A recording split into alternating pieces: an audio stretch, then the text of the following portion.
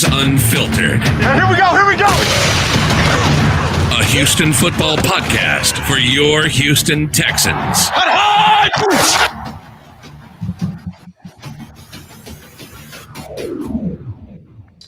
All right. Welcome to another edition of Texans Unfiltered, a Houston football podcast for your Houston Texans. I am Young Ari Gold, and I am joined by my friends and co-hosts, John Wade, the Garnet Texan, and Jordan, a.k.a. Texans _thoughts. What is going on, my guys? Quite a bit, actually. Are you going to be able to do this, man? I mean, you got the Lakers on the background. Yeah, it's going to be tough. I'm not going to lie to you. I'm going to give it everything I can, but I'm also going to give everything I can to the game. So I don't know what to tell you guys, but I'm going to be professional. I'm going to try to work through this. If me and Jordan, do a couple oofs or ahs or wow or damn, then you guys just kind of have to roll with it. Well, I can't take the stress of this series, so I'm just going to base my mood on the opposite of however y'all are feeling. Oh, good. We can pretend the whole time and make it look like it's bad, and then when we get off, you ain't even watching it, John? Dude, I can't. Well, we're I'll down watch it as soon as we're done recording, but I can't watch and record at the same time. I mean, I love the Rockets, but like I was telling James right now, I'm kind of stuck in a weird spot because I have mommy and daddy fighting. I may like mommy a little bit more, but I agree with daddy. And, this shit's just crazy and I'm tired of it. And basketball, I have said for years now, is the most stressful sport for me to watch. Like, it's just agonizing because you have your hopes up the entire time and then it's over. And then my heart breaks and I'm a Rockets fan. So I know how this is going to go. I know how the story ends. So, let's just try and talk football because we got a lot of cool things to talk about tonight. We got a lot of cool things. So with that, that's a great segue, John. We're going to head into just like our normal things. Hey guys, you can follow us on Instagram and Twitter at Houston FB Pod. You can follow me at I am Young Ari Gold and John at John A Wade 3 on Twitter. Don't forget to also follow Jordan at Texans _thoughts, Patrick Storm at Patrick Storm TU, and then Jair at JRL Sports TX on Twitter. Real quick, make sure you guys hit the like and subscribe button. We're getting close to the season. Make sure you guys turn on the notifications. We are going to be going live more often, so make sure you guys are prepared for that. Shout out to all our Patreons. You guys it's blown up over the last 5 days, which is incredibly funny considering the team meeting we had last week. You guys are kicking ass, and we really appreciate it. We can't wait to give you guys all the content you guys are looking at. If you guys have any ideas on what you guys would like from us on the Patreon, let us know. Send us an email, and you can send me an email at james@texansunfiltered.com. And if you're a listener and you just want to send me an email and say what's up, feel free to do so as well.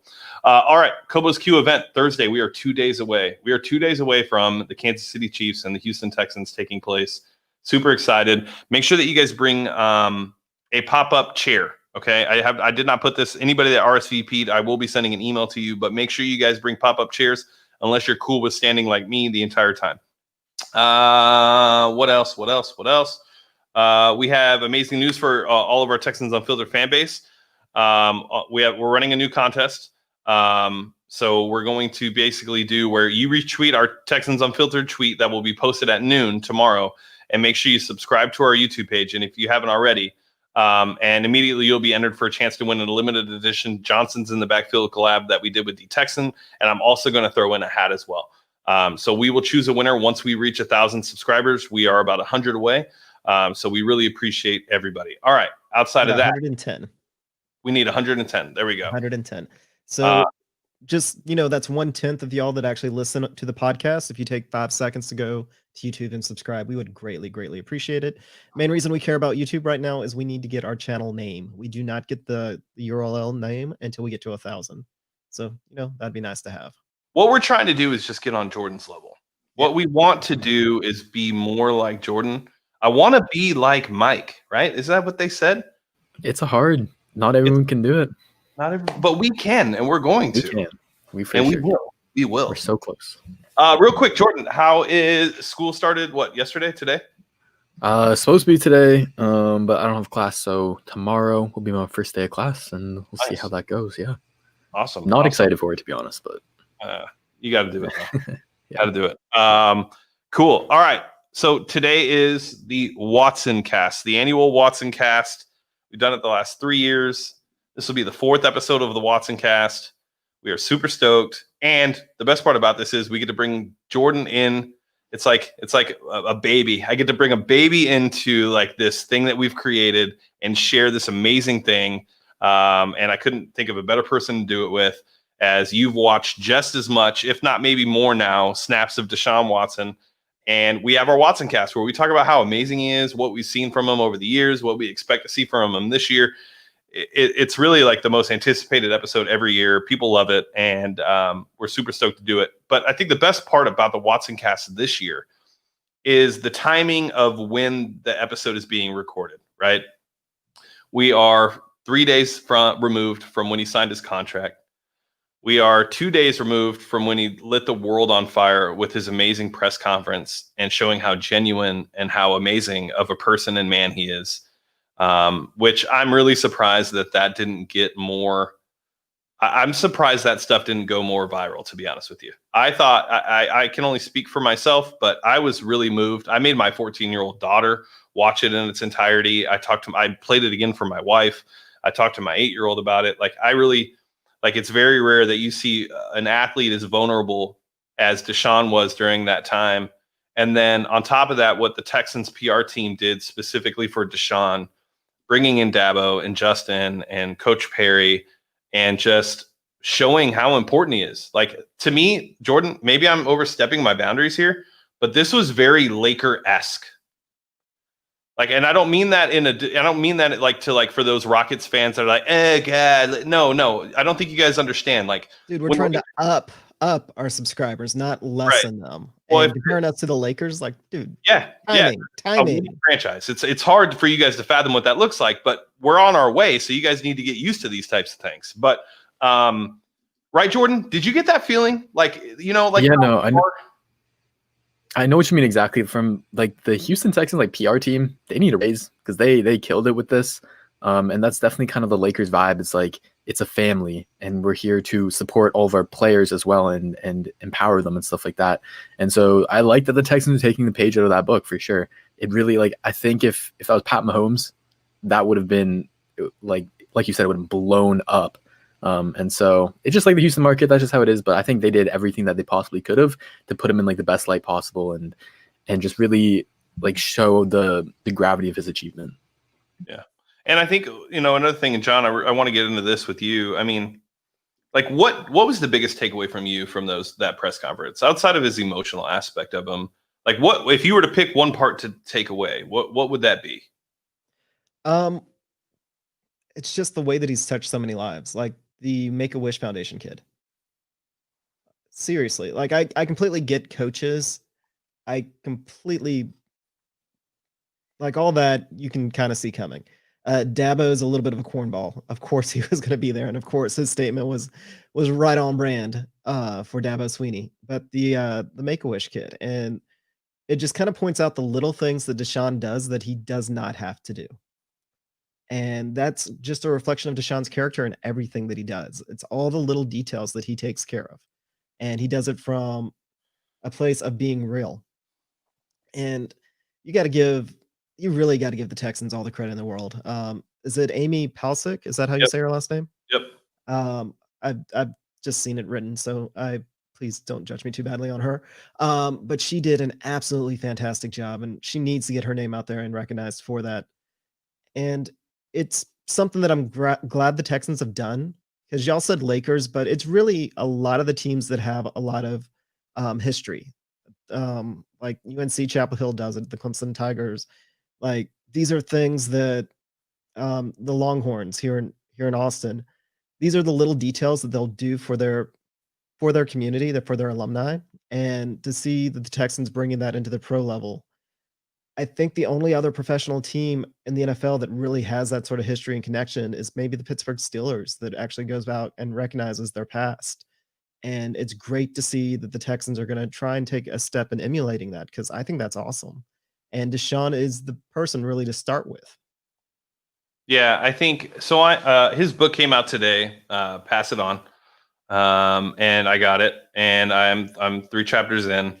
And for me, I knew what this book was going to be because I've followed his career, and he's very John Gordon, very servant leadership. All the leadership books that most people that are in leadership or have been in leadership have read at some point in time. And so I knew that was what I was expecting, but just his spin on it is great. And it really just speaks to it really gives you a glimpse into who he is and what he's accomplished in his life and what he's been through.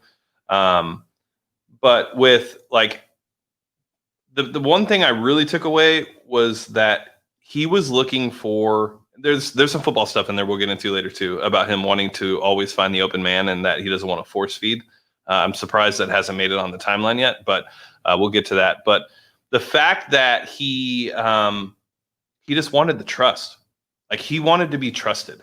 He wanted to be given the keys. He wanted to have OB and Janice and Cal and Jack and Kevin and Jamie Roots to trust him as the quarterback for the future of this team.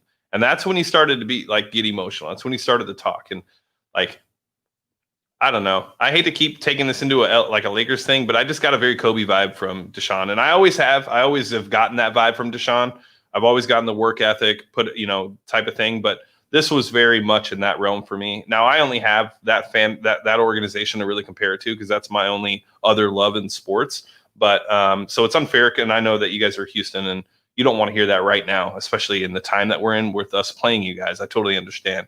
But, we are a franchise that is a storied franchise. And it's just cool to see a team that is not, an organization that has not and does not have that story, does not have that tradition, does not have that history to start to go in that direction and create a path and a legacy and things of that nature. I'm just a big fan of it, and I think it's awesome. Yeah, I just wanted to add on to that because I have not read that book so far, but that kind of explains him and Bill O'Brien's relationship. One of the things about the Bill O'Brien offense, and I've pointed it out before, is it puts more pressure on a quarterback than just about any other offense in the NFL. Not because it's complicated, but because of what it asks the quarterback to do and the decisions to call. Mm-hmm. So the fact that Bill O'Brien asked so much of Deshaun, that's probably why they do actually have a strong relationship, regardless of, what the rumors may or may not be. Yeah. All right. Jordan, anything else on this topic before we get into Deshaun Watson, the football player? No, I definitely agree with what you're saying about the whole Kobe thing. I was thinking about the other day, maybe the other week. I definitely see the similarities in terms of work ethic and what he's all about. And I think you're obviously never going to be able to replicate Kobe, but he's going to have the type of impact on a young kid that Kobe did for me even, and who he reached so many people. I definitely can see that happening. So I definitely agree with you there.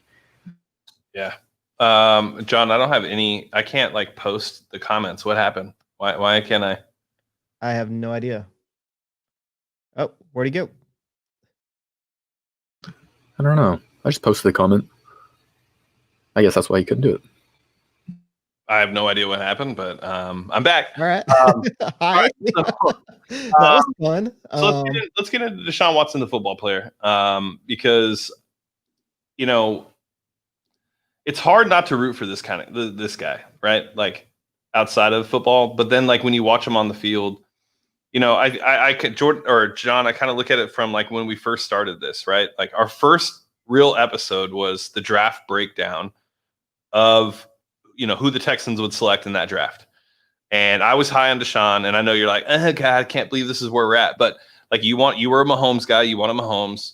And, you even made a comment, if he's there in the second, great, but to go from there to where we're at and be able to read the articles that Jordan's put together with the Watson Watch and just kind of relive all of Deshaun's accomplishments and what he's done and how great he is. But the biggest thing is when we talked to Jordan Palmer and hearing about his development and what he worked on and his work ethic and things of that nature, you could just see that Deshaun's really starting to put it all together. And we saw a glimpse of it again last year against the Bills. Obviously, we didn't see it in the way we would like in Kansas City, but there's time. There's plenty of time for us to be able to see those things from him. But he just, I don't know. He never ceases to amaze me, and that's the best part about Deshaun. Yeah, with Deshaun, I apologized many times. I think James is going to make me apologize every single year, at least once, probably about 6 times per year.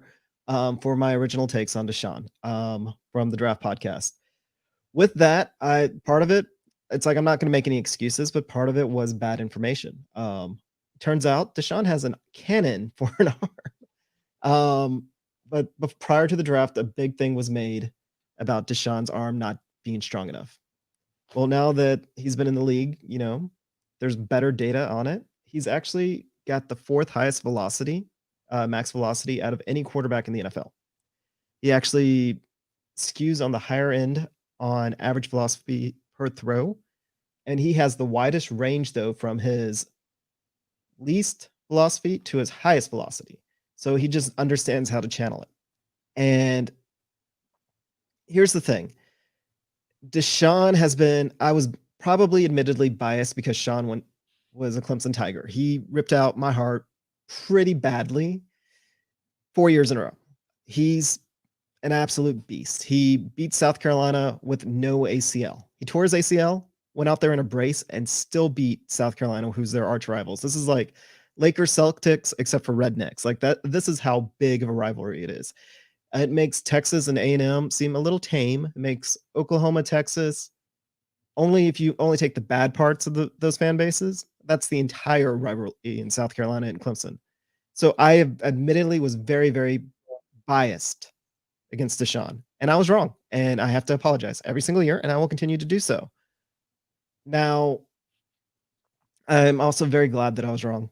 Like when I even said at the same time that we had the draft, is when we draft him, if we drafted him, I would become his biggest fan, and I'd become his biggest cheerleader because I wanted him to succeed.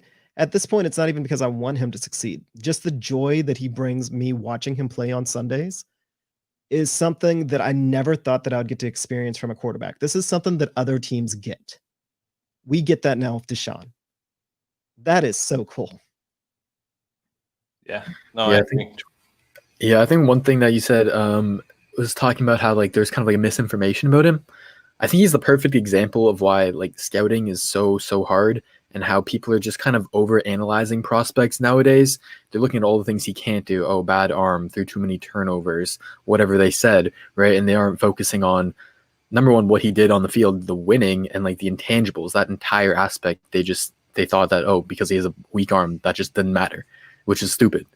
So I think that's just a really good example of what he can do. And because he's such a good worker, that he can fix those little things, those throwing too many interceptions, like little decision-making stuff like that. So yeah, definitely with you, real glad that we got him. For me, during like the whole draft process, I didn't even think he would last to us whatsoever. I didn't think there was any chance he was leaving the top 10. I didn't think there was any way that we'd even trade up for him. I thought we were going to take, I didn't even think we were going to take a quarterback in first round as badly as we needed one, but glad we did, obviously. Yeah, I think that year, Swan went through and listened to all of our podcasts like about a year ago, and she came back and just ripped us a new one. But I didn't want us to take a quarterback either. I was big on Deshaun, but I was in my mind, I had it mentally already wrapped around my head that Deshaun wasn't going to be there when we picked it was like 23 or 26. So I went in with the intention of there's not going to be a quarterback worth taking at that point. I think I wanted a cornerback or something, most likely a cornerback because that's just my love. But I mean, we're truly like, it's amazing when you think about like where this team has come. Like, this team has been a laughing stock for, a long time, and not just with Bill O'Brien, but with Kubiak. And we were always just the maybe team, right? Like if things worked out properly. But now we've switched from the maybe team to we have Deshaun Watson, so we're always going to be in it. And that's like a thing that I don't think people realize. So like when it comes to this Kansas City game on Thursday, like, okay, we're 10-point or now we're 9-point underdogs. Like to me, that's just like you guys don't realize what Deshaun is capable of. Like I think Vegas has it our over under is 7.5 games won this year. My initial thought is then Deshaun must not play 16 games because there's no way we go under 8 games. I just can't see it. And then, yeah, so I don't know. Deshaun is just amazing. But when we look at it, who he is as a quarterback, I think that's really the biggest thing. Rookie year came in, set the league on fire. I mean, all the plays were specific to his skill sets. They took advantage of it. He was going to break and smash every NFL record there was for rookies at the time, was on pace for all sorts of things. Had the Seattle game, Jordan, that you and I just love watching. And then, the Titans game where he drops just stupid numbers on the Titans, and that's what tears his ACL. And we look and see what he can get better at. And I guess now we're at the point to where, after watching all of last year's snaps, I know we have. Jordan, what do you take from 2019, and what do you see what do you see from Deshaun that not only just instills so much more confidence, but just that he's just going to get better? And let's take the DeAndre Hopkins aspect out of it. Let's not worry about that right now. Let's just talk about Deshaun, the quarterback. Yeah, so just Deshaun, like I've watched basically every single snap of that he's been in a Texans jersey from year one to now, and the improvements are really clear to see. I think if you're watching the film, and that's just what you love to see. That's the number one thing that is always going to give you confidence in him, because he's not done growing. He's not at a ceiling, right? And so just to get into the specifics, like the number one thing that he's gotten better at is just reading defenses. It's really just, that's the clearest thing to see is, like, yeah, he lit the league on fire as a rookie, but a lot of those were on like huge plays. And like, if you actually were to like break down like on a play-by-play basis, he was making like poor decisions and kind of getting bailed out sometimes, and sometimes he would still like just have some mind-boggling decisions. So that's definitely gotten a whole lot better. He's gotten like safer with the ball. He's just made quicker decisions reading defenses. All like the playbook's completely open to him. Obviously, he can do anything. There's no limitations from that side of it. And then another thing is that I really love is his eye manipulation. And he's gotten so good at moving safeties. And that's why like that's part of the reason why he's such a good deep ball thrower. Everyone wants to say like, oh, you think like a deep ball is about your arm, right? And it's about accuracy, but it's also about being able to move safeties and get them out of position so that you can hit your wide receivers deep. And then kind of the last thing I wanted to talk about that I really notice is when and like a lot of mobile quarterbacks will do this when they get first into the league, is because they are so mobile, they'll rely on their legs so much. And at the first sign of pressure, they'll be hopping out of the pocket. They're scrambling, they're running around like a chicken with their head cut off, right? And that's how Deshaun was a little bit as in his rookie season as well. He was just the pressure of an NFL defense. It's going to get to you a little bit. And he obviously wasn't as composed. And sometimes he would scramble when he wouldn't need to, and when he could just stand in the pocket and make a throw. And he's just gotten so much better composure and command of the pocket. And that's what really separates the good, the mediocre to the elite quarterbacks, is pocket presence. And all of these things is like, they're only going to get better. Like, you can never really be perfect at anything as a quarterback. And just knowing that he has the drive and the work ethic to want to be great, it's just, that's what really instills so much confidence. Yeah, I would agree. There's so many things like, a part of his game that we want to take away, but we also don't want to take away is his willingness to hold on to the ball for that extra play, right? But like, we've also seen how many times that is so important to his style of play, and it is needed, or else things don't happen. He makes things happen. But as he gets older, he's going to have to start to learn to develop, getting rid of the ball a little bit quicker. And it looks like the Texans are putting him in a position with the organization and the roster around him that's where they want to go. They don't want him to rely on himself. They want him to be around, forever. And they're giving him quick options, whether it be Randall Cobb, whether you agree with this contract or not, a reliable slot wide receiver who's open in the middle of the field, which is Deshaun's favorite place to throw the ball. Like, and speed with Brandon Cooks, and hopefully, 16 games of Will Fuller, and 2 dynamic running backs, and, 3 really good tight ends. This team is really built around what Deshaun is able to do and his specific skill set. And it's like, when you think about what Deshaun is, it's exciting. Like, I hate to go back to the Kobe thing, but like, I'm a grown man. Like, I'm 36. I should not be infatuated with another grown man the way that I am with Deshaun, but it's so similar for me with the way it was with Kobe. Like, I gravitate towards him. He inspires me. Like, he pushes me. That's what the great athletes do. And it's kind of crazy when you think about this 24, 25-year-old kid is able to make an impact the way that he's able to. He's just special.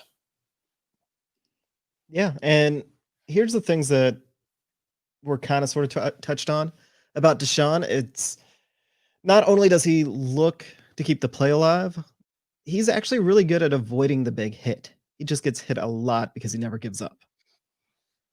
The second thing about Deshaun that's really going to make him stand out is he still looks to throw the ball down the field. Even when he's scrambling, even when he's running away. That right there is why he will probably be more successful than just about every other so-called mobile quarterback coming into the league that are supposed to be scramblers first, passers second. Deshaun has never lost sight of the fact that he is a passer first. He doesn't have a bad pocket presence. The reason he gets sacked so much, though, is he has a Superman complex. Now, hopefully, with the new options they bring in, with Randall Cobb, with the receiving running backs, and they have really put a focus on these receiving running backs. And the amount, really, you may not agree with the tight ends they brought on, or the third tight end that they decided to bring. All three of their tight ends are pass catchers. Like, all of these are quick little outlets. So hopefully, Deshaun will get rid of the ball and not continue to spin around and try and make something happen. I mean, that's honestly what it just comes down to. Like, Deshaun knows better to protect himself, but he's got to start, just dumping the ball off. That's honestly his biggest weakness. He still looks for that home run. He still has that Brett Favre streak in him where he's going to try and take that deep out every single time he can. Yeah, I think to talk about that, touch on that point, like, I've gone back and forth with a lot of people on this, and I think James is kind of more right on this. Is you don't like, this is who Deshaun is. This is he's always been. And yes, there's about like finding a balance, but it's never going to be completely eliminated or like toned down to a point where he's not going to be taking the play and he's only going to be checking down, right? And I get that you want him to make that simple, easy play, but like you can't tell him not to be who he is. And so I guess it's just really tough to find that balance, and it's something that he'll figure it out over the years. And so I guess what we're trying to say is like he doesn't need to go to either extreme. It's just all about finding that balance, because like if we don't want him to turn into Alex Smith. We don't want him to turn into a check down Charlie. Like, if he's a check down Charlie, that last Minshew. I mean, if that's what Gardner Minshew is in jorts. Like, we don't want that. Nobody wants that. We just want Deshaun around for all 6 years of his contract. Oh no, see, I disagree. I want Deshaun around for the next 12 years, beyond 6 years. It's not about the 6-year contract. And I think what Bill O'Brien's doing right now is he's teaching Deshaun how to and when to use. And that's the thing. I think that's what Jordan's trying to say is you have to understand that this is an element of his game that will forever be here. There's no eliminating and getting rid of it. It's never going to go away. You have to be able to balance it. Find the right times to do it. The Buffalo game, boom, take a double hit, spin out, carry it out, throw it to Taiwan Jones. Like, there's just parts of his game that he's going to have to fine tune for him to be able to be on the field longer. And that's just, we're all going to have to live with it. There's nothing we can do, but you have to find a balance, especially, you say Brett Favre. Like, Brett Favre never found that balance. Brett Favre was Brett Favre until he retired. But Deshaun is 24. There's still ways to ingrain in his head and muscle memory and understand that if he's going to play for a while and he's going to be legendary, as he says, and he's going to be great, he's going to have to find a way to fine tune it, but also understand how to utilize it and the right times to utilize it. So, right. And I think everybody's in agreement. You don't want that part of him to go away. You don't want it to disappear, but you want the maturity. You want him as he matures to realize that there's other ways to alleviate the pass rush by looking for those short passes. Yeah, literally what I just said. I mean, just right what he needs to do. Yeah, I mean, look, Deshaun Watson's an amazing quarterback. I really think this year's the year where I think, and I've said it before, I do think he's a better quarterback than Patrick Mahomes. I just think Patrick Mahomes is in the absolute perfect situation. When it comes to athleticism and a quarterback, if you just put them up there with no names and gave me all the athleticism from Deshaun and whatever Patrick Mahomes has, I think 9 out of 10 GMs would take Deshaun Watson over Patrick Mahomes. And I think this year we're going to see a lot more out of Deshaun, given the players that he has around him and the way that the offense is going to look.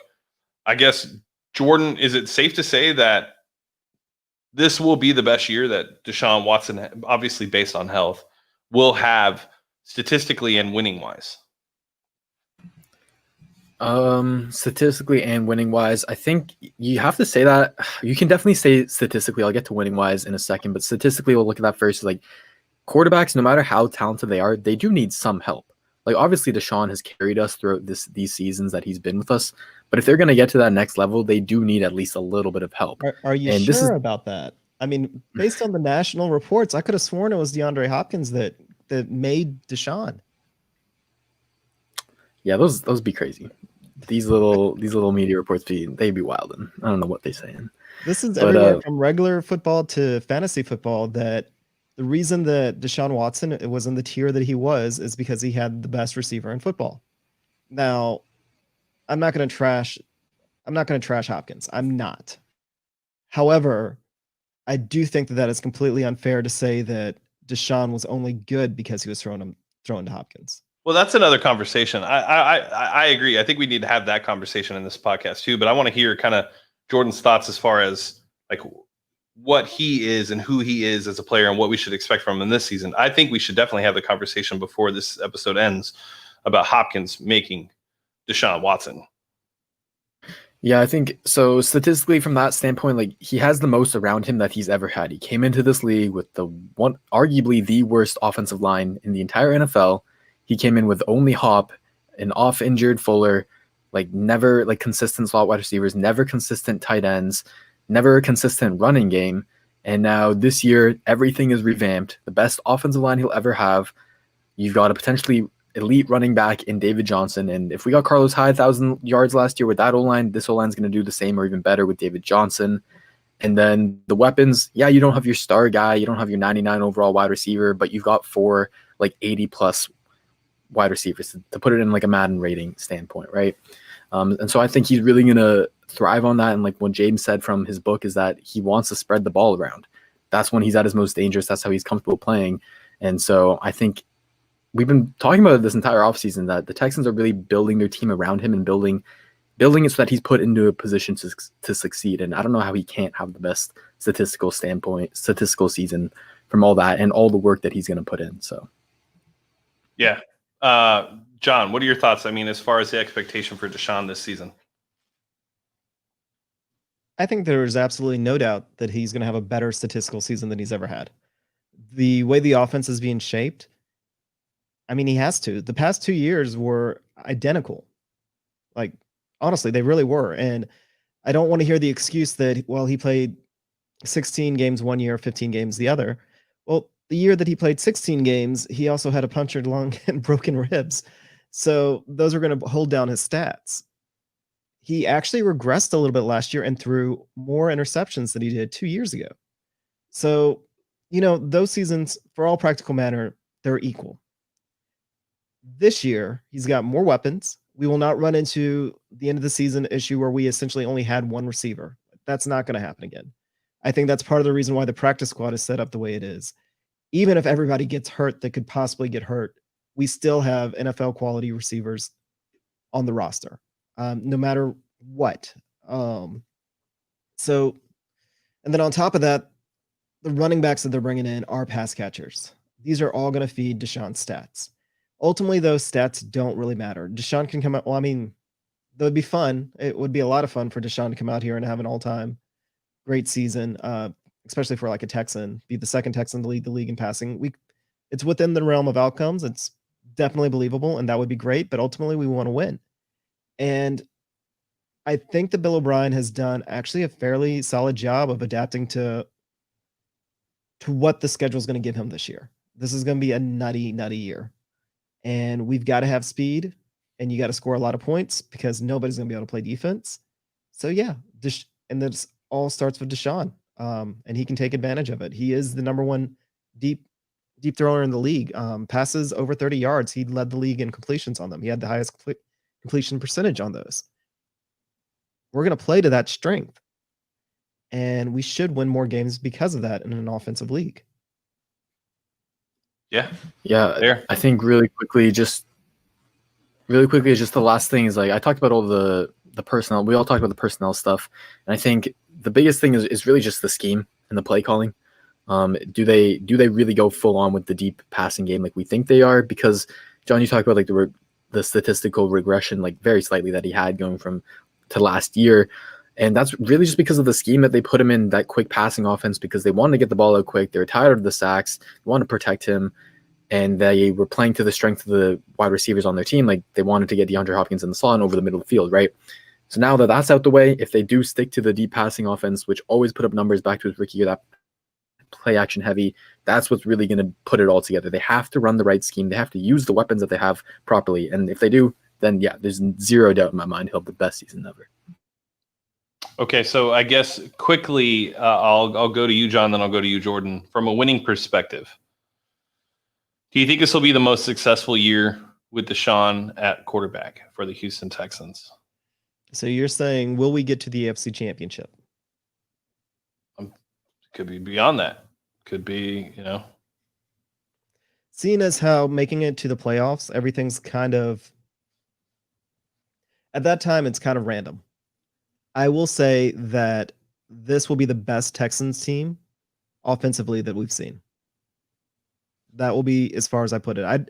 I don't know how many wins we're going to have. There's too many things, too many factors, too much craziness, too many random ways the ball bounces, too much.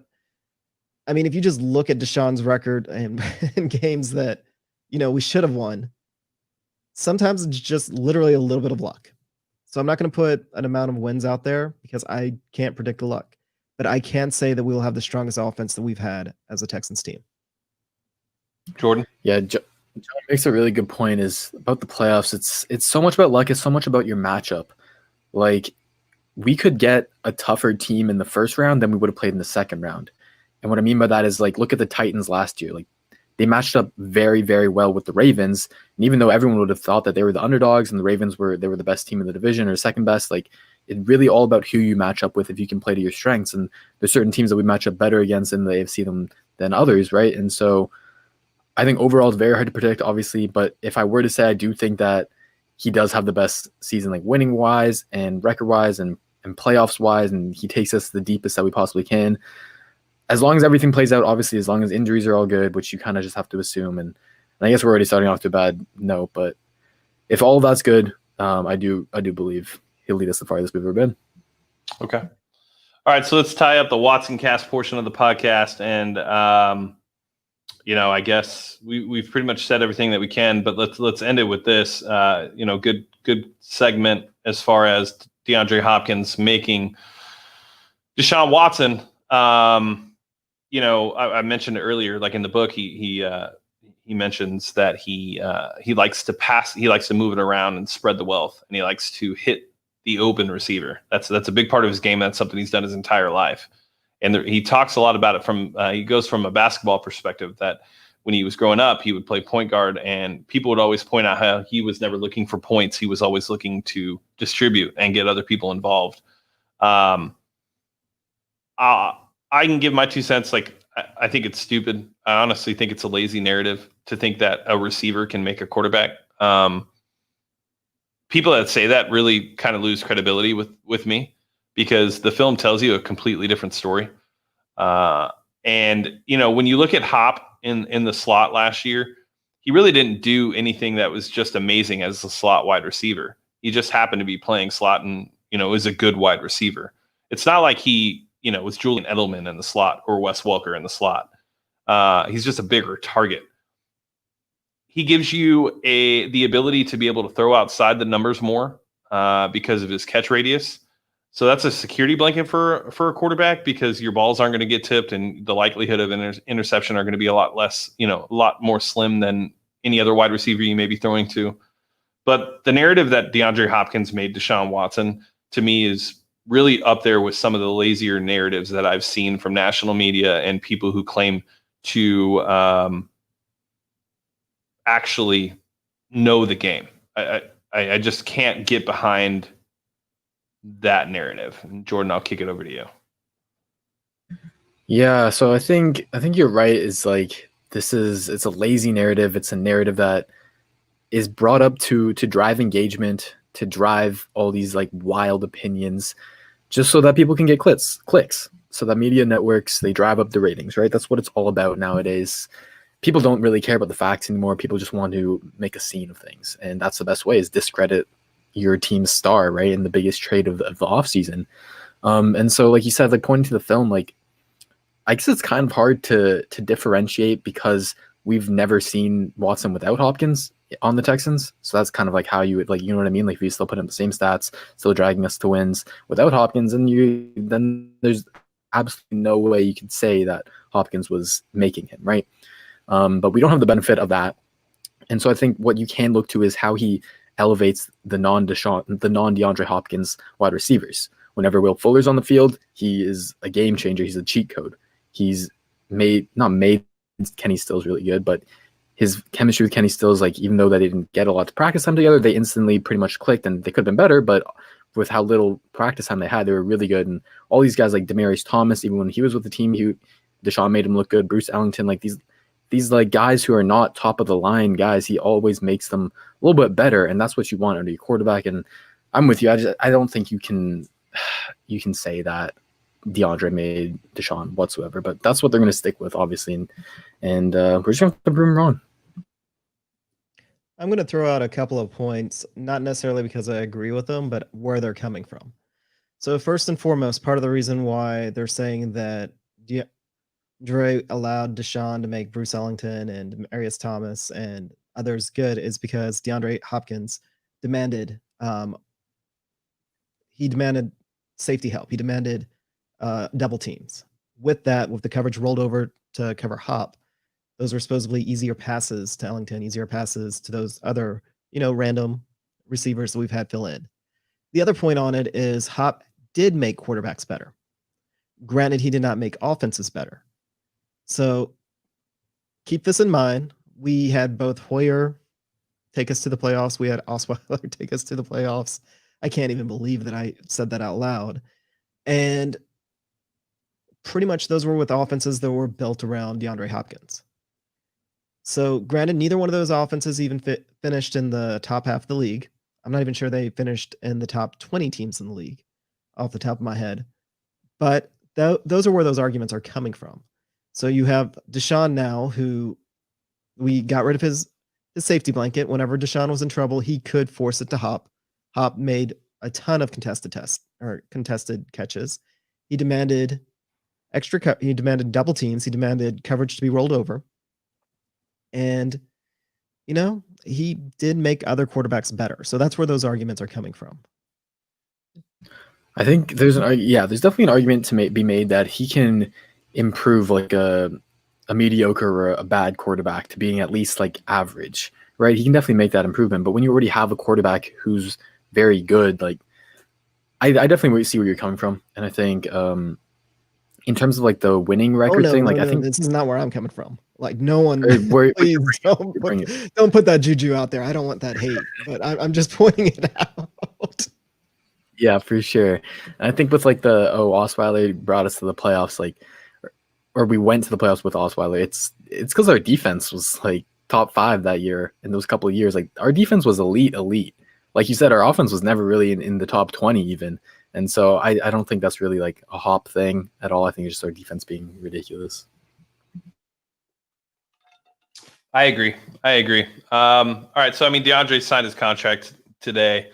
I guess we'll get that out of the way as well before we get into the week 1 preview. But, what are you guys' thoughts? We still need to see like the details and the way it looks, but it looks to me, based on what I've read, that it's going to be $27 million this year and $42 million next year, and then an average of 18.5 for the remaining 3. I don't know about you guys, but I love Hop. I think he's an amazing wide receiver, but I wouldn't pay him that over who we did pay. Like, dear God, like in 1 year. That David Johnson, we complained that he was expensive. Brandon Cooks, we complained that he's expensive, correct? Both of them combined still don't make that much money. And I believe you can throw in like Jacob Martin easily. You could throw him in. I think you could throw in 6 heavy contributors to that one contract. More power to Hop. Like, honestly, good for him. I want NBA style contracts in the NFL. I want these guys to make money. They earn it. They sacrifice years off their lives. Like, I'm never gonna be mad at a man for going out there and getting his money while he can. But good Lord, as a Texans fan, I don't know how you build. I would feel bad for our Cardinals team. I don't know how you build a team when you have a wide receiver who is relying on a quarterback to throw him the ball, making that much money. Well, so to be clear, they're in a very good position cap-wise because Kyler's only on his second year in his rookie deal, and a lot of their guys are on rookie deals. So they have a good 3 to 4 years before this catches up to them. So they'll be able to do what they need to do, and if they can capitalize on this window with Kyler and DeAndre and Isaiah Simmons and their defense and things of that nature, it'll look like a great move, and people really won't complain about what he got paid. They were the only team that I got into an argument with Cody about it today, but like I was not an argument, just a conversation, really. Not Cody, our Cody, but Cody Johnson. But like if you really look at it, like out of all the teams in the NFL, what team had a rookie quarterback last year that has the upside of Kyler Murray and has 4 more years of his rookie deal and could also afford DeAndre Hopkins' contract? Like Cody mentioned the Giants. Like the Giants are still unsure of Daniel Jones, and they need more than a wide receiver to be competitive. He mentioned the Jets. The Jets are a pure dumpster fire. They need O-line help. They need defensive line help. Like DeAndre's not going to help that team. And I don't think that there's a team or a way that you could have gotten more compensation for DeAndre Hopkins if this is what his expectation was for a contract. I just can't see the smart GMs out there. And to be honest with you, we don't know if Arizona is smart. We really don't. We're talking about a team that just gave up on their quarterback the year prior to draft another quarterback number 1 overall. Like, sure, Kyler is an upgrade over Josh Rosen, but this team hasn't shown stability over the last 5 years. We're literally talking about 1 season of Cliff and the new general manager. So this could easily blow up in their face, but I just don't see that there was another team that could potentially give them that could give. You're right. What other team has a rookie quarterback or a quarterback on a rookie deal that thinks that they're competitive, that thinks that they are competitive right now, or at least within the next 2 years, right? Right. And there's not. And I really don't know if it's the right move for Arizona, even if they can afford it, because you looked at how stacked that division is. I mean, and they really were the only team that fit that criteria. I cannot think of another team anywhere close to that. Now, I know it was tossed out, well, look at what Amari Cooper and Stephon Diggs. Well, both of those situations were different. Stephon Diggs wanted to go to Buffalo because he wants to be the wide receiver 1. He wants no doubt that he's a wide receiver 1. He's willing to pay under that contract because he thinks he can make more money further down the line than he would if he signed a contract now. So that's a different circumstance. And then with the Cowboys and Cooper, the Raiders wanted compensation and they didn't care about winning. The Texans still cared about winning, and we cared about getting players that could help us as soon as possible. We know that we have our quarterback. We know that we are in our window. So Bill O'Brien didn't want to possibly sit on Hop and let him wait to get a better deal. He wanted to make sure that he got something as soon as he could so he could start building the team for this year.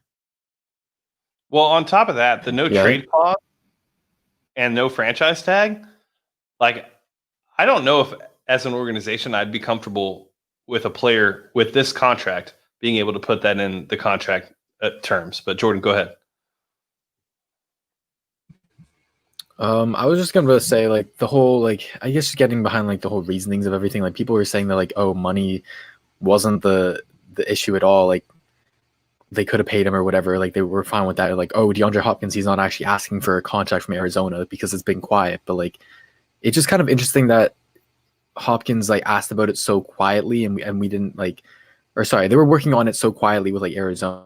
I thought that was an interesting talking point because like, with us, he was always kind of more vocal about it, and now he goes over there, and maybe it's just because he has more respect for their GM. I don't know what it is, but I just thought that whole point of like, oh, he hasn't been asking for a contract yet or whatever, that's all gone. So now, like, clearly that's like a logical reason as to why. So you got that, you got the scheme fit that we want to move on to. Like, I guess it's just like there's more and more reasons every day that like Hop being traded like makes sense. is what I'm trying to say. Yeah, no, I would agree. All right, enough with Hop. Let's get to why we're here. So we're here for the Week 1 preview. We play the Kansas City Chiefs in literally 2 days. In less than 48 hours, we're going to be at kickoff. Jordan, what about this matchup? Let me rephrase it. Are there any parts of this matchup that you're confident in going into Kansas City Week 1? Matchups that I'm confident in would be our wide receivers versus their cornerbacks, and especially if Brandon Cooks does play. I know he was questionable on the injury report, but I think he'll play just because it's Week 1. That's definitely like their cornerbacks. They are underrated. Travarius Ward's pretty solid, and they got another dude. I forget what his name is, but they aren't horrible. They aren't complete trash. But our wide receivers, like we spent the money, we spent the investments in them. Like I want to see them play up to what they're supposed to play up to. You know what I mean? When I was rewatching the playoffs game from last year, the biggest thing that stood out to me is that we were getting like next to no separation whatsoever. So what is Deshaun supposed to do, right? And that should be a huge thing that we should look to exploit, because our defense, especially now with Gary Conley missing the first couple weeks at least, it's going to be rough. It's going to be rough for sure. I think the Chiefs still have some matchups that worry me, especially with Kelsey, and if we're not going to be able to have Gary Conley on the outside, and that puts Roby in the outside likely, and we'll get into more of that. But yeah, the biggest one that I'm looking forward to see is our wide receivers. Okay. All right, John, what about you? Is there a matchup that you're confident in? Honestly, depending on how we scheme, but I want to see our running backs versus their linebackers. Yep. I think that'll be a lot of fun. I want to see Akins versus Tyrann Mathieu, because, that's Tyron's big weakness, and Akins could actually take advantage of it. It just depends if, we're going to actually try and take advantage of it. I think that it'll be interesting to see without Hop there how our scheme changes, because honestly, a lot of our scheme was built around getting the ball to Hopkins, and it'll be completely different this year. And I think that should be kind of a shock to Kansas City, because I believe they think they know what to expect from us. And hopefully it'll be a little bit different. Yeah, I think so. I say matchup, and maybe I should have worded that a little bit different. I think just aspects of the game. I think the biggest aspect that I'm looking forward to that I think is going to create an issue is they really don't know what our offense is going to look like. They're used to seeing what we've done in the last 2 years. They're not used to seeing what potentially we could be doing, right? This whole Cooks thing of, is Cooks going to play? Is Cooks hurt? Is that more of you're going to have to prepare for Kenny, or you're going to have to prepare for Cooks and Fuller? Is it more of a mind game thing for Bill O'Brien? Because Brandon Cooks practiced throughout all of training camp and was there. So I find it a bit strange that he hasn't practiced the last 2 days. We'll find out more tomorrow, but I think that the aspect of not being able to predict what our offense will look like and how you could potentially scheme that from a defensive perspective from the Kansas City Chiefs is going to be an advantage for the Houston Texans. I also, Conley, that really does worry me. I mean, we brought it up last week, Jordan. We talked about how gingerly he looked in the scrimmage and the film that we were able to see. He didn't look very confident in his ankle. I am glad that they're putting him on IR and not risking him getting hurt more, because I do think that Conley long-term for the season is going to play a much bigger role than these first 3 games of the season.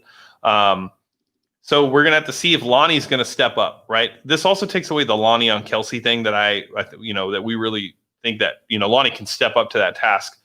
Lonnie's going to have to play outside now. So they're going to have to figure something else out. I don't know if it's AJ Moore. AJ Moore is pretty tiny.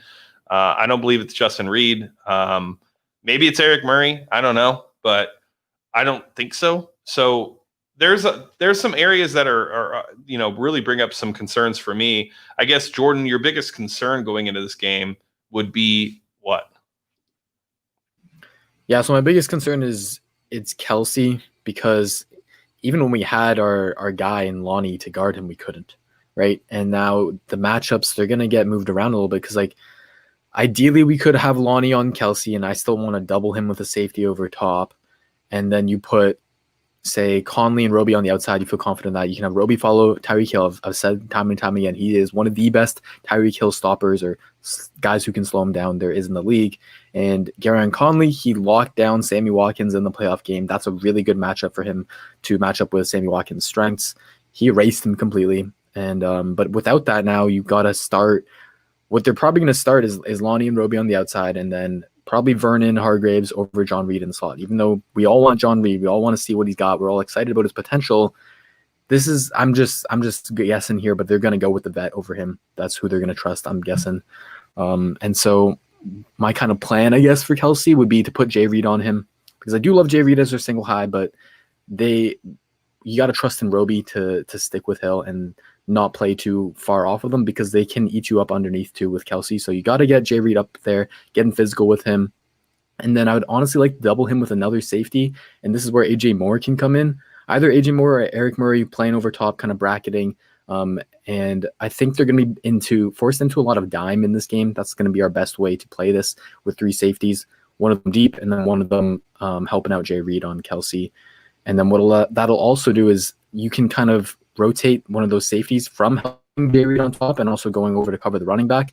Another matchup that people get worried about a lot, and should be, is Clyde Edwards-Helaire, the running back.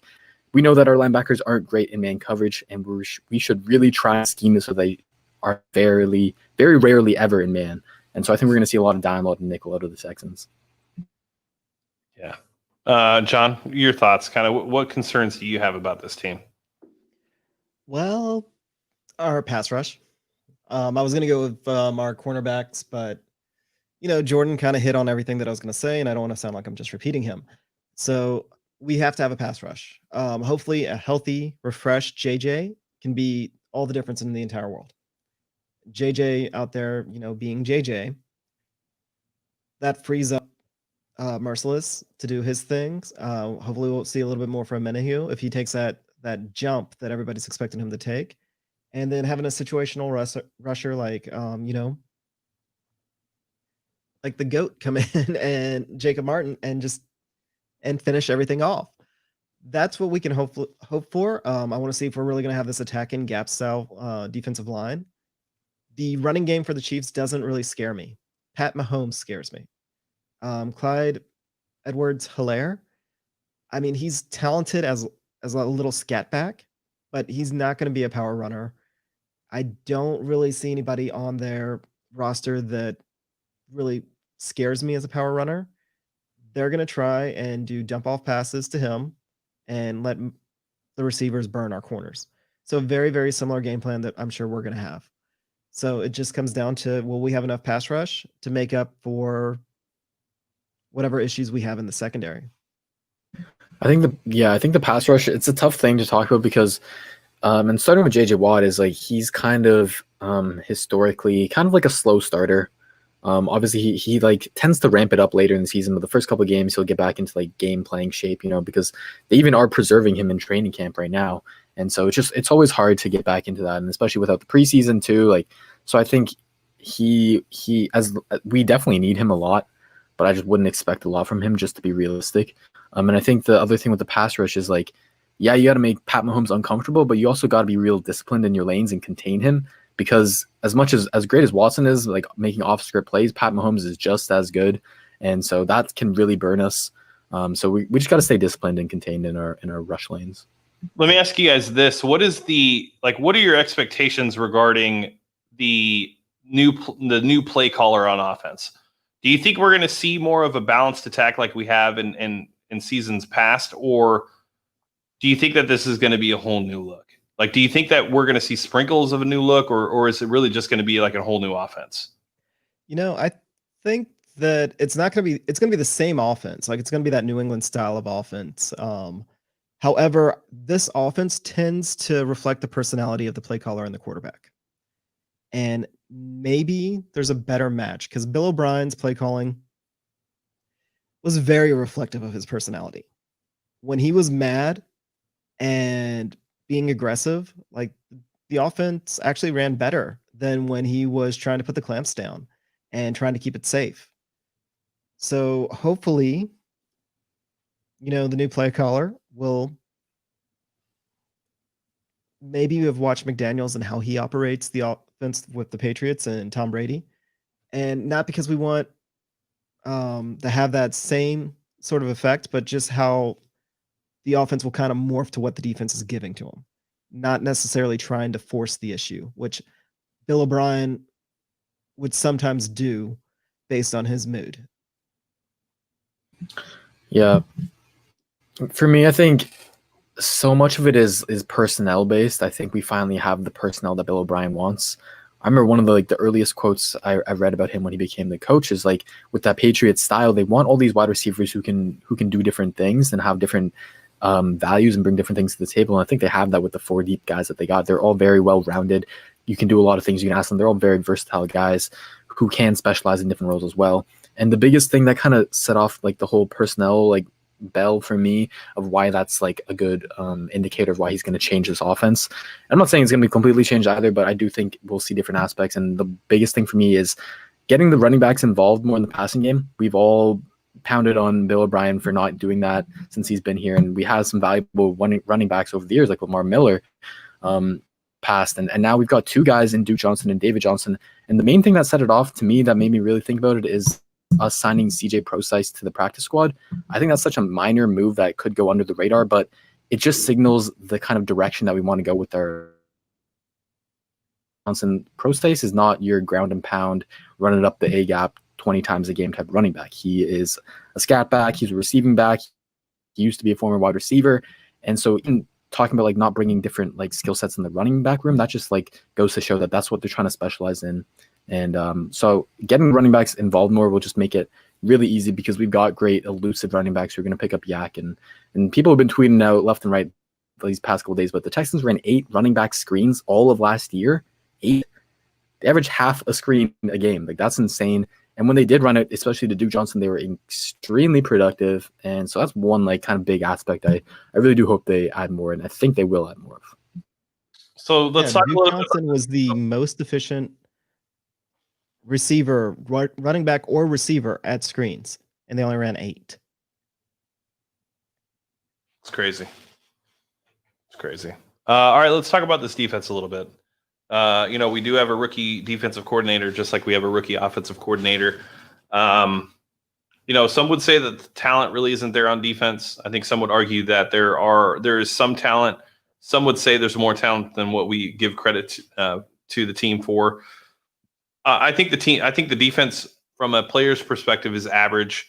I think we have a player at each position that is good at what they do, probably really good at what they do. You have JJ, then you have Zach, then you have Justin Reed, then you have Conley and Roby.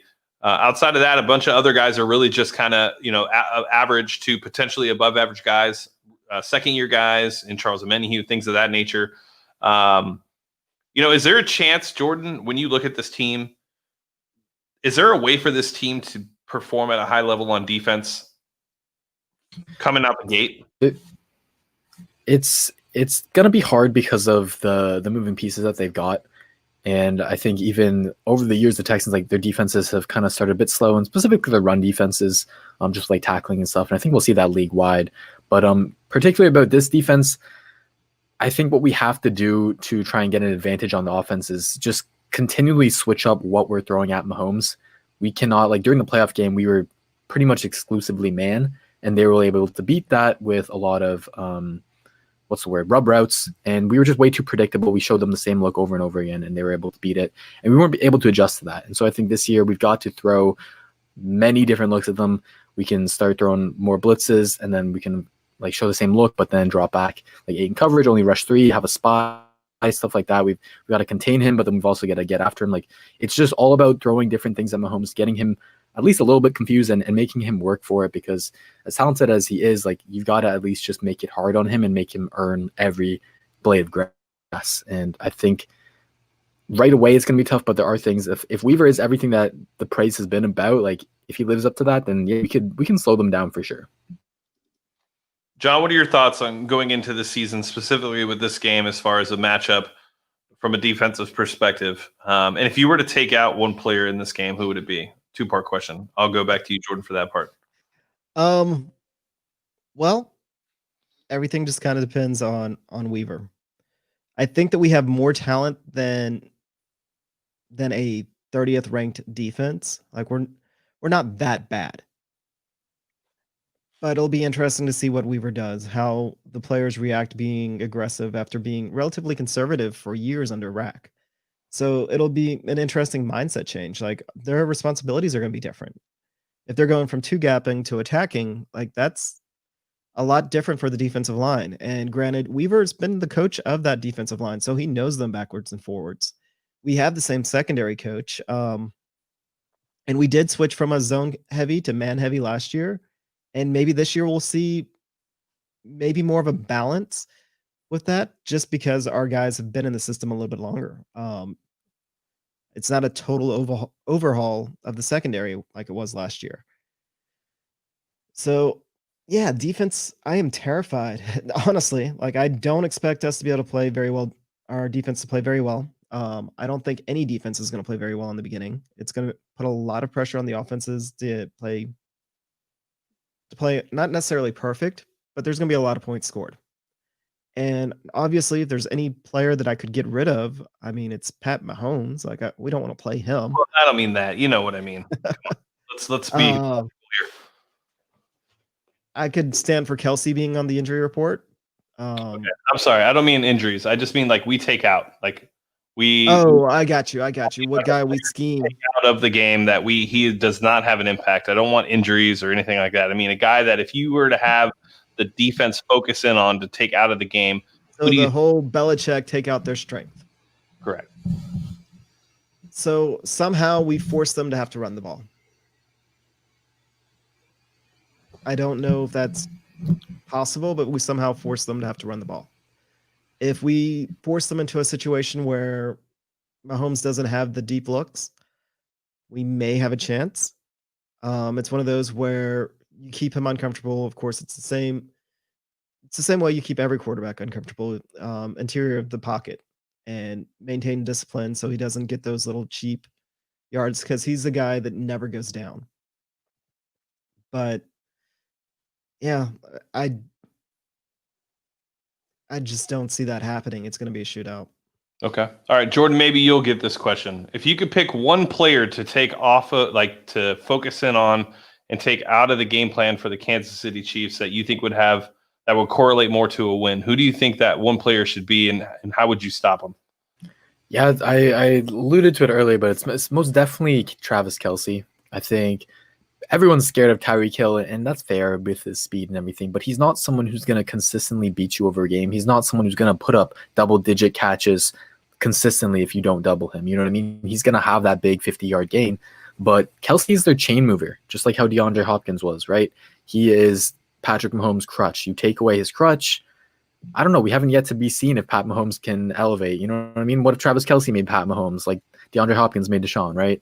So I think if you can take that away, that's their biggest chance at winning this game. And how I would do it, like I said before, have Reed on him, get him physical, press him at the line of scrimmage because Kelce wins off his physicality. And then you also got to have someone over top, whether that's AJ Moore, whether that's Eric Murray, switch up the looks. You can't keep showing the same thing. And you can't stay in man all game either because that's what we did last time. And then they ran rub routes and they motioned him across the line so that Lonnie couldn't press him. So we got to switch it up, do some zone looks as well. And yeah, that's what I would do. Yeah, I agree. I think Kelce is really like the guy that makes that offense move. If you could take away one player from that offense, it's Travis Kelce. He's the chain mover. He's their best offensive weapon outside of obviously Patrick Mahomes. Tyreek Hill is going to burn you for a deep catch every now and again, but it's not something that you want to really take away. Like, and on top of that, like that's really what he does. He's really more of a one-trick pony. Like, sure, you can use him on screens and things like that, but Kelce is really their go-to for the offense. So I agree. I think it would be Travis Kelce. All right, let's go to predictions. John, your favorite part of this conversation is predictions. You love predictions. Give me your prediction for Thursday night. Oh, I predict this to be a throwback game of sorts. This is going to give you those same sort of vibes that Deshaun Watson and Lamar Jackson in college gave, that Louisville-Clemson game that is an all-time classic, where Clemson and Louisville literally went back and forth on the scoreboard. It's going to be the same sort of thing where Pat Mahomes is probably going to look like the best player out on the field, but the Texans are going to look like the better team. I think that they're going to play more under control. I think that it's going to be smoother. I have a lot of faith in what this offense is actually going to do. Whereas I think that with the Chiefs, they're going to continue to do what they always do. They score under chaos, and each team is going to go back and forth and score. I think that the Texans are ultimately going to squeak it out. It's going to come down to something silly like a missed field goal. But I actually do have faith that the Texans are going to shock the world because they're the underdog. All the pressure is on the Chiefs. All of the pressure is on the Chiefs. The Texans are coming in with free money. So, yeah, I think we're going to pull the upset and we're going to change some narratives. Let me ask you this. Let me try to play devil's advocate a little bit. Do the Texans actually have the pressure on them due to the narratives, due to the talks of the offseason, due to the fact that people that claim to be smarter than us when it comes to football believe that this team can't be successful without DeAndre Hopkins? Do you think that there's more to that than we're giving weight to? And on top of that, also the way that the season ended last year, 24-0 is forever going to be imprinted in our mind, very similar to what it was with the Patriots and the Falcons. What was it, 28-3? So like I said, to play devil's advocate, don't the Texans have something to prove and something to show? They have a chip on their shoulder. Like, all of that is very true. But they also have an excuse if they lose because they will be the underdog against the Chiefs. Like, there's not a single national broadcast that is going to pick the Texans to win over the Chiefs. If there is one person that picks the Texans over the Chiefs on the national broadcast this Thursday night, during their pre-show, I'll buy you a shot. Like, it's not going to happen. So for the first game going in, I think that the Texans have a chip. They have a grudge. They have a boulder on their shoulder.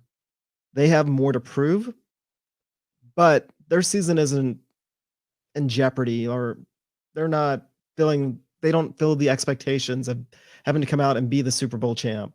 Like, that's not what the Texans have. It's a different type of pressure. Okay. All right. Jordan, I guess, your prediction for the game.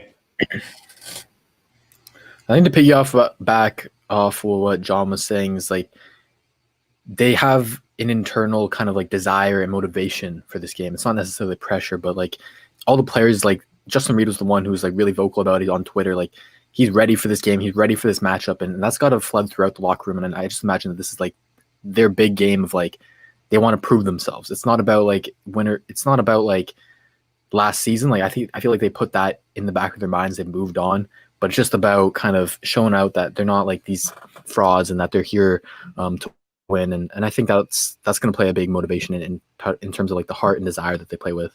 And then the other thing is like, we kind of been talking about it with like the Chiefs have no pressure, and it's also just like the Super Bowl hangover that so many teams always have. And so I don't think that they're going to be 100% locked in. They're not going to be taking it as seriously. They're not going to be taking us seriously. Everyone talks about the media not taking the Texans seriously, but the Chiefs must not either. If they were able to think like, oh, last season we went down 24-0 against them, and we still came back, like, oh, we don't got to take them seriously ever again. You know what I mean? And so I think all those things coupled, and the great point that you brought up that I've been thinking about is like, they haven't seen our offense. They don't know what this is going to look like. There's no film on us. And that's why I like playing the Chiefs so early, because of the Super Bowl hangover and because of no one knows what we're going to do. And so I think, like John said, like, this is going to be a high scoring affair. What this game kind of reminds me of is that I think it was 2018 or maybe 2017 Rams Chiefs game that was like, they both put up 50 plus points. It was ridiculous. And it's really going to come down to whoever has the ball last, because the defenses aren't going to be able to hold either offense. And I do believe in us having the ability. I believe in Deshaun Watson. Like, when it comes down to a close game, like I'm saying, it's going to be one possession, like whoever has the ball last. I believe in Deshaun Watson that he's going to carry us to victory. So I got the Texans winning by like 3.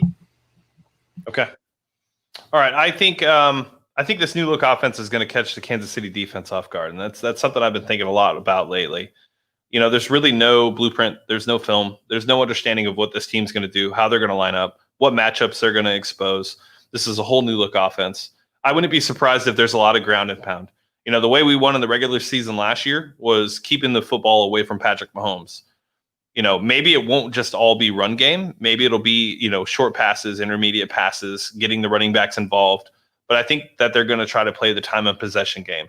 I also think the Kansas City's and the Texans are going to come out looking a little sloppy on both sides of the ball. There was limited training camp, limited padded practices. I think people are still going to be getting their legs underneath them, getting in football shape. And I think this is going to come down to kind of like a last possession type of game. The over-under on this game is 54.5 points with their points combined. I actually think I'd take the under on this game. I don't see these two high-powered offenses coming in and just blowing everybody out of the water. I think it's going to take some time. I think maybe come the second half, I think we'll start to see things click a little bit more. But I do think that there's going to be some things happening. But I will say this. I do think that the offense is going to catch them off guard on the first 2, maybe 3 series. And then after that, it might be more of a possession type game. But I do expect the Texans to win. I would say by 3, I don't know, 31-28.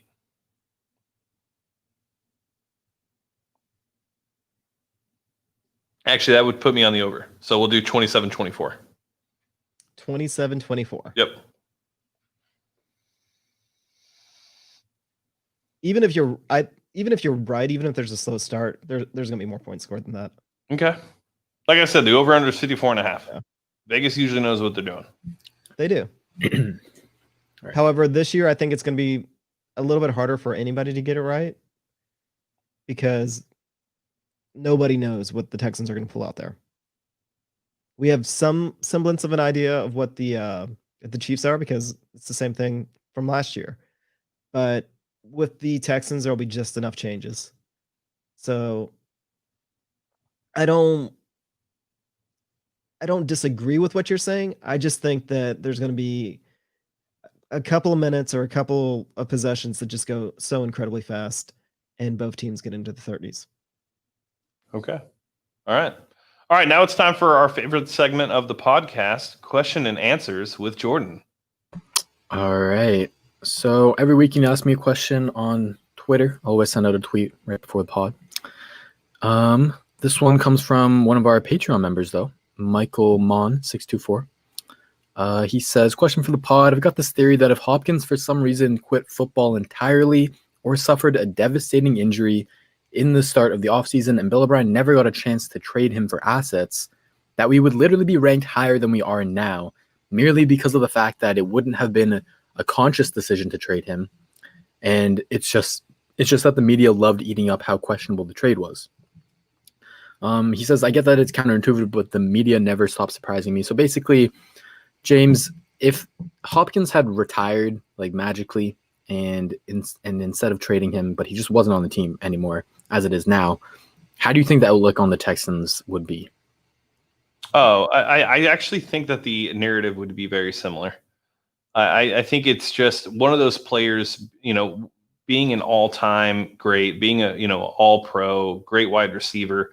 I think automatically it would have been, what is this offense going to look like? How are they going to move on? I don't think that the BOB stuff would have came, right? I don't think we would have seen the pile on, all the funny jokes like, you could have gotten a ham sandwich and a bag of Cheetos and for, Deshaun Watson, all those funny, cool tweets that people really put a lot of thought into. But I still think that there would have been a narrative. And I think a lot of it has to do with the fact that these guys don't watch Deshaun Watson play. Like, we really haven't seen the national media really crown Deshaun yet. Like, we know how good he is. There are certain national media members who know how good Deshaun is, but there aren't a lot that really have witnessed his greatness. And I think it's going to take this year for them to finally see that at the end of the day, no matter who we have on the team, if Deshaun Watson is that quarterback, this team is always going to have a fighting chance on winning. And I think this will be the year where people start to have that conversation. So I think I answered that question. All right. Next one from I want to butt in on Terrell this one Sand. before you move on to the next one, because I actually disagree with James on it. I think the narrative would have been different because I think part of it is Bill O'Brien used to have actually a lot of defenders in the national media. They used to always point out, look at how he took the team to the playoffs with bad quarterback play. When it was originally floated that Bill O'Brien would be fired, how quickly he would be rehired. So I think that the trade actually took a lot of wind out of that sails because a lot of people believe that it was such a boneheaded trade. That's part of the reason why they think that the Texans are going to be so bad is because their head coach is a bonehead.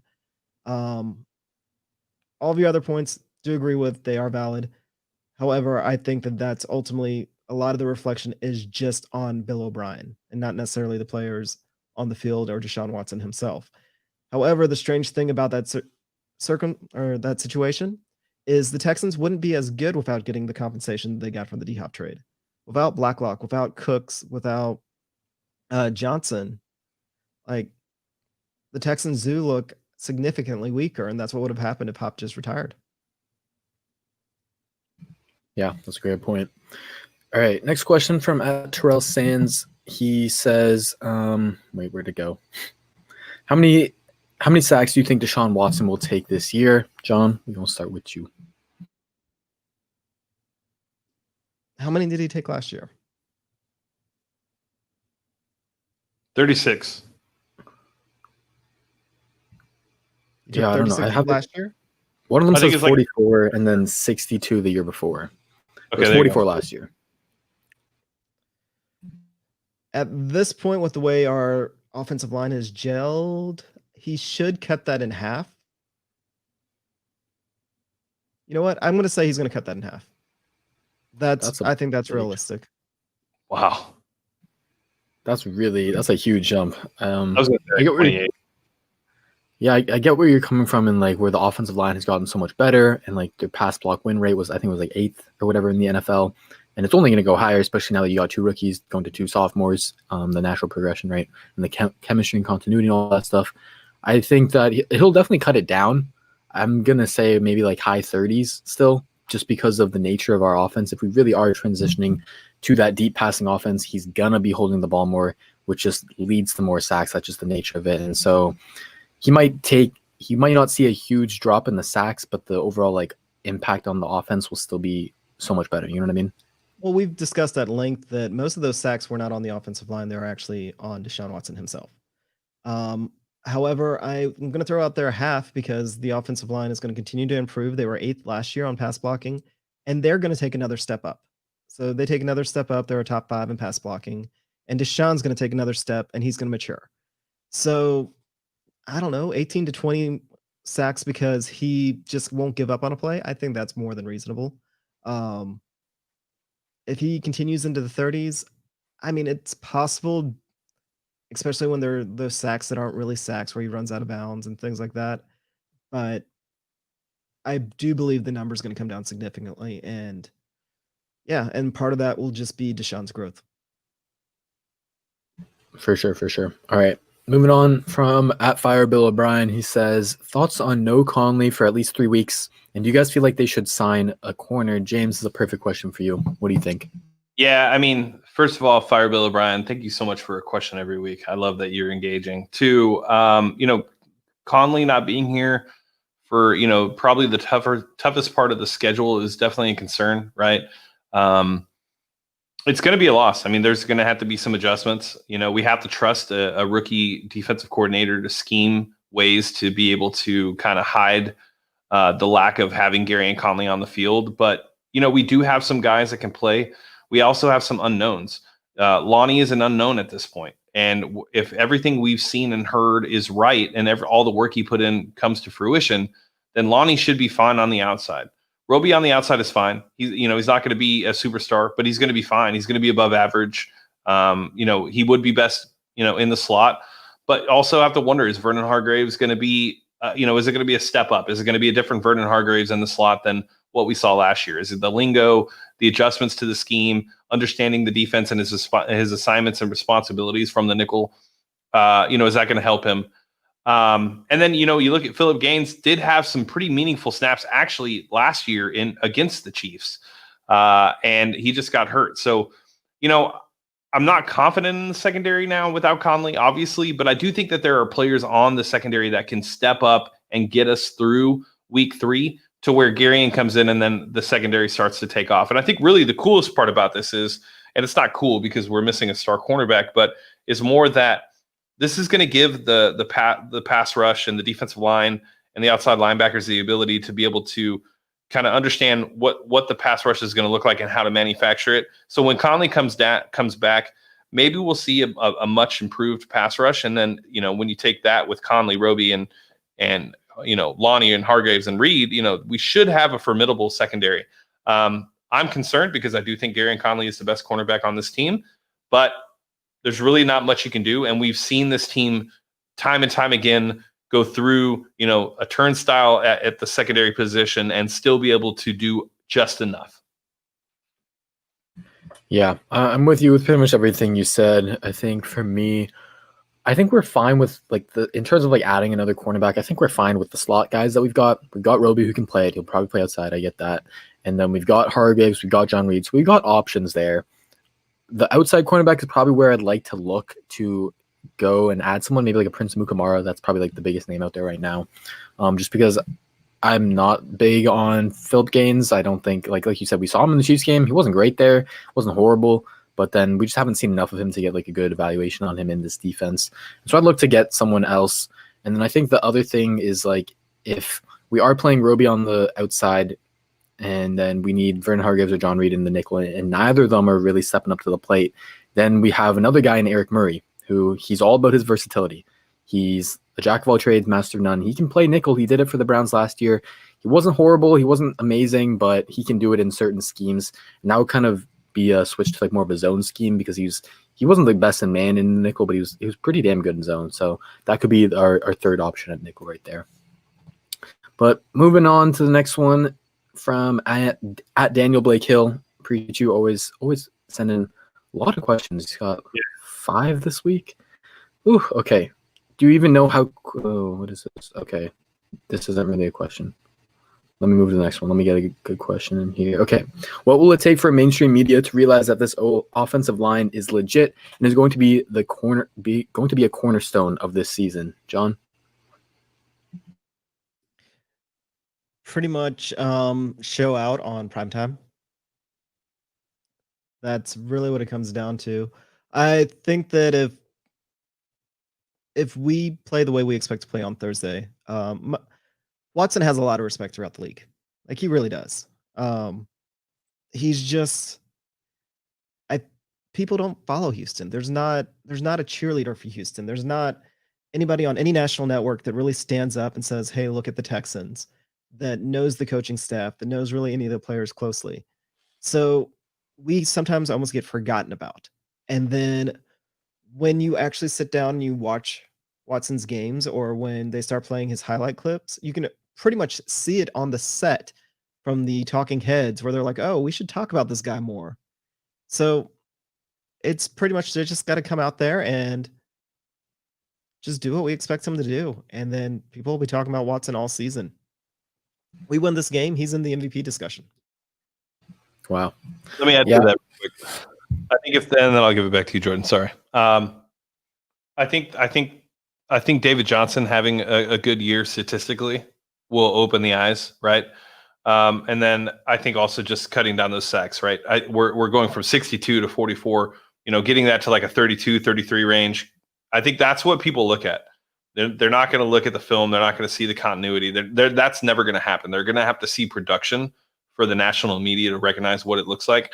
All I can say is to all the people that are looking for national media, just don't look for it. It's never going to happen. It really doesn't matter what we do. We could win a Super Bowl this year, and we would probably be underdogs going against the Jaguars opening night to get our rings. It's just, that's the Houston thing. That's what comes with it. And that's the chip on our shoulder. That's the Houston mantra. That's what we do. Don't look for them for gratification. And I'll pass that back. My bad. Yeah, no, that's the biggest thing about national media with me. I don't take them seriously. I don't put effort towards them. They're kind of like trolls to me. They're not worth my time. They don't watch our team as much as we all do, so they're not going to know. They're just going to make up lazy narratives. But the last thing I was going to say is about the whole getting respect thing. I think as a team as a whole, you guys touched on the O-line perfectly, but as a team as a whole, I think we're not going to get respect until we actually make it to the Super Bowl. And not even that, but as long as we keep it competitive, because I can see even if we get to the Super Bowl and we get embarrassed, they're still going to call us fake, call us frauds, whatever. So it's going to take a competitive Super Bowl to actually kind of turn around that narrative. Next one from Jacob Quintanilla. He says, do you think Cooks is okay and they're just being cautious, or should we be worried? James, you had a very good theory about it. I like that one. Yeah, I think it's more of just, I mean, look, Brandon Cooks has played in every single training camp practice we've had up until the actual practice for this upcoming game. You know, tomorrow we'll know more. Like the way he practices will be very telling.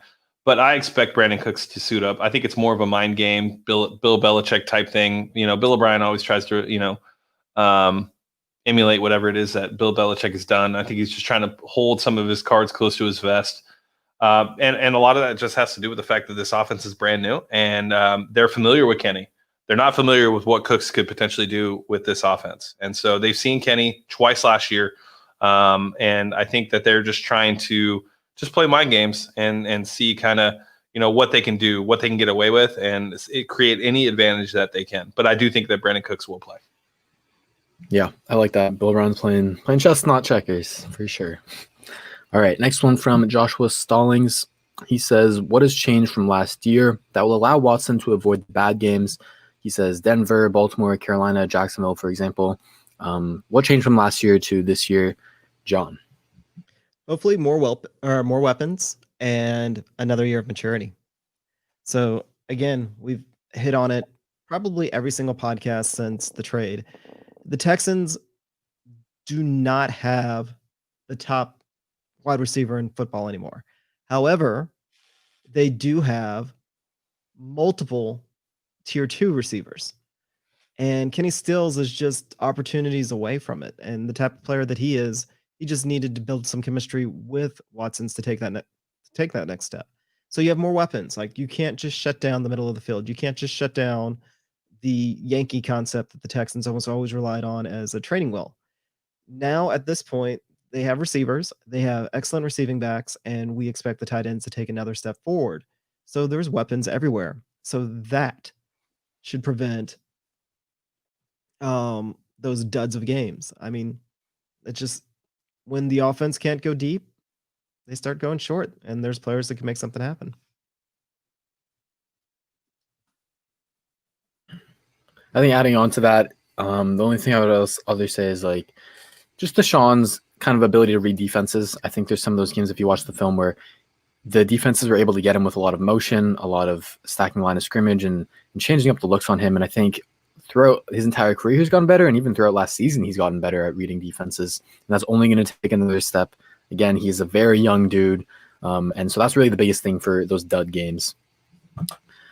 Moving on, we got one from @Report Texans. He says, your thoughts on the cornerback situation heading into week 1. Okay, we kind of feel like we touched on that overall. We're a little bit worried, but these games at the beginning, they're always going to be tough anyways. It's more about the second half of the season and the later part of the season that they'll be back for. They'll be back healthy, and we can cruise through. Moving on. From AJ Tex 1, he says, no Karan Higdon. I think he's got juice, maybe not a good camp. So I don't know if you guys heard a lot about Karan Higdon, but yeah, he didn't make the team. He didn't make the practice squad. He was a guy who he's always had potential, but I guess they wanted to go a different direction with Buddy Howell. James, what are your thoughts on Karan Higdon and kind of like the running back situation? Yeah, I mean, like we've all been fans of Higdon when he has the ball in his hand. The biggest thing that we've seen from Higdon in training camp so far last year and this year is just he has fumble issues. He can't hold on to the ball. And if anybody knows anything about Bill O'Brien, they know for a fact that if you're a running back and you can't hold on to the ball and you can't pass protect, you're pretty much, there's nothing you can do. You're not going to make this team. And so while Karan Higdon does have talent and would be an awesome third down, third back, he's got to fix those fumbling issues. I don't think it's like over for the Texans. They're familiar with him. If anything happens, maybe there's a chance. But yeah, I mean, look, Buddy Howell. I've been screaming Buddy Howell for 2 years. We've been dying to see him act or see him play meaningful snaps. Last preseason, he showed us some things. Obviously, on special teams, he's great. I just want to see more from him, and I think we will. I think we will this year. And I like Buddy Howell. Is there another running back out there that could have been a better our third running back? Sure, but Buddy Howell's familiar with the system, understands. We lost Brad Seeley. we need to keep our special teams intact, and I kind of like this move. I just wanted to talk about CJ Procise for just a second, because I think that it's actually kind of a genius move to put him on the practice squad and protect him. He's a guy that when he first came out of Notre Dame, he was a converted wide receiver to running back, and he's actually a fairly big guy. He's bigger than Duke Johnson, but not quite as big as David Johnson. He's 220 versus 230, but I loved him as a prospect. He's a guy that looks like he could have been a beefier Shane Vereen. I think that it was Football Outsiders on their draft report said that he was David Johnson light. And this was right after David Johnson had his big breakout year. And if you go back and you look through Procise's rookie year, he had flashes. But this is a kid that just absolutely has the worst injury luck. Like absolutely worst injury luck. And it's one of those things that if he can stay healthy, then he's pretty much the perfect sort of backup you need in case either Duke or David gets hurt, because he just slides right in. He can do what either one of them do. So I think that the Texans did a really good job by bringing him in, and I'm actually kind of excited, and I hope we get to see him on the field because he has shown flashes of being a pretty good running back. Hopefully, though, that means I don't want somebody to get hurt, though. And then I stand by my previous statement on Buddy Howell. He's Brandon Bolden. He's going to be the next Brandon Bolden. That's what he is. In a pinch, he can be a running back for a game or two. You don't want to rely on him for a whole season, but he'll make his money through special teams. Yeah, great answers there. I think the last guy that we haven't touched on is just Scotty Phillips. He's been my guy since we picked him out as a UDFA. I really like his game. Don't think this will be his year, but as long as we can have him for next year, I think he can transition into a really good running back for us. All right, last question of the day. This one comes from Robert. He says, do you see David Johnson taking a big workload right out the gate, or do you think the Texans will try to manage his reps and ease him into a heavier workload as the season goes on? John, finish it off for us. Oh, he's coming out there, and they're gonna run him into the ground. I think part of that is Bill O'Brien wanted to, of course, prove that he didn't get completely worked on the trade. DJ looks like he's he looks like he's in shape. He looks like an absolute unit out there. If you take pictures of him last year versus this year, it looks like two different people. Everything from how he's carrying himself with a little extra, like almost a little bit extra swagger, a little extra confidence. He's got that chip on his shoulder.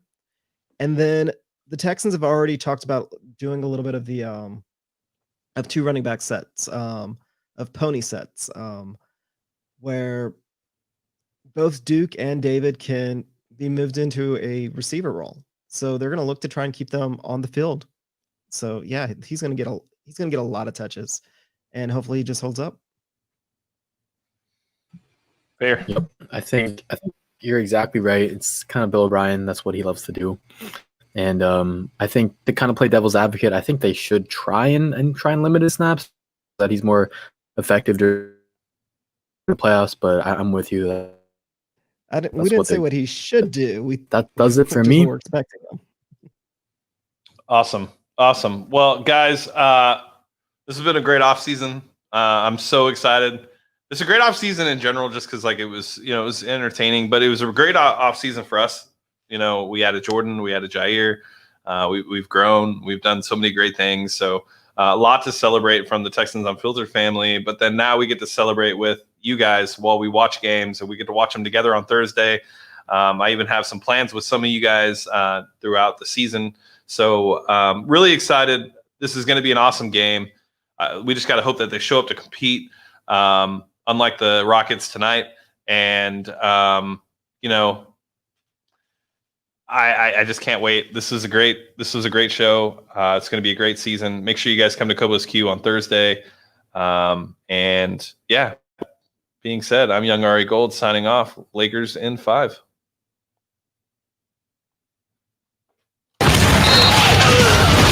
Loved this episode of Texans Unfiltered? We'd love for you to be a Patreon supporter. Your support allows us to provide you with the best Texans podcast possible. You can also follow us on Twitter and Instagram at Houston FB Pod and everywhere podcasts can be found. and join our community on www.texansunfiltered.com or on Discord at Texans Unfiltered. Thank you for listening. Until next time.